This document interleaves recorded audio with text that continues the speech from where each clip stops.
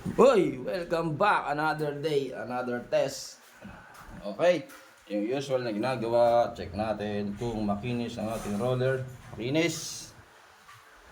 Hihi. Then, proceed na tayo. Ito, pinadala na yung ano. Uulitin ko lang, okay yan, pre. Uulitin ko lang.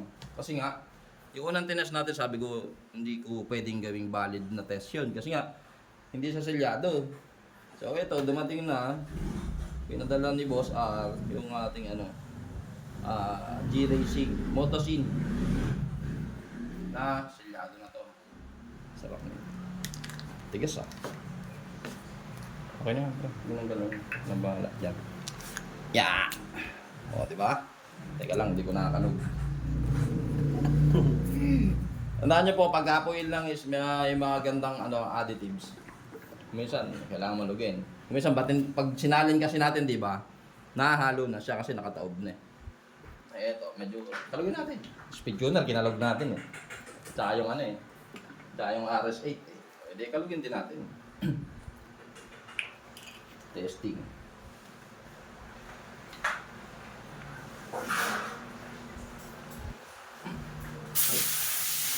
Nagmamadali ito ah. Nagmamadaling tumulo ah. Ay nako, uboy pa yata ako ah. Metal stud, new spot, kinis.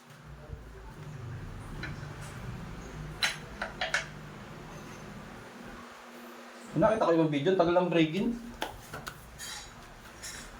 Wala nang break-in, diretso na agad. Charing. So, ulitin natin ano.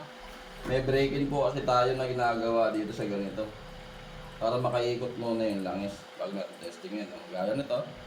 1, 2, 3, 4, 5.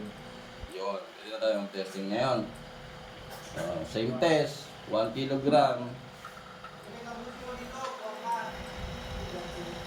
1 kilogram. 2 kilogram. Third plate. Diba? 3. 4.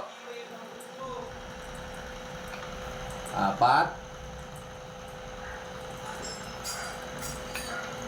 5. Oh, legit talaga, ano? 6. Ay, mga boss, 6 na yan, ha? O, last time, 7, di ba? 7. Ano ba? Patay, nadagdagan. Patay! Sinasabi ko na iba. Ayun! 7. 7 talaga, pero mas matagal inaabot, no? Ayan, o. Same. Same result. Legit. Legit talaga. Same result. Tingnan natin yung ano. Number 1 pa rin Oo. sa listahan. Nasa number 1 spot pa rin siya. Si G-Racing. Boss R. Yan na. Ganyan yung ano. Padala kasi kayo ng langis. Hindi yung ano, puro kayo reklamo eh. Tignan mo si Boss R, nagpadala agad ng langis. Kasi hindi siya kontento dun sa may ano. Hindi goods. Oh. Sold. Wala. Ito, ang liit lang ano. Bagyang-bagya lang yung gas-gas. Pero mas matagal inaabot niya ngayon kumpara doon sa nakaraan. Kahit compare niyo yung ano, yung video. Kasi yung nakaraan, ano eh, pag sampa ko ng 7, medyo ngek-ngek na eh. Oh, goods. Oh, ayan. Boss, yan na goods na goods. Oh. Ayan, damit mo yung damit. Oh, yan oh.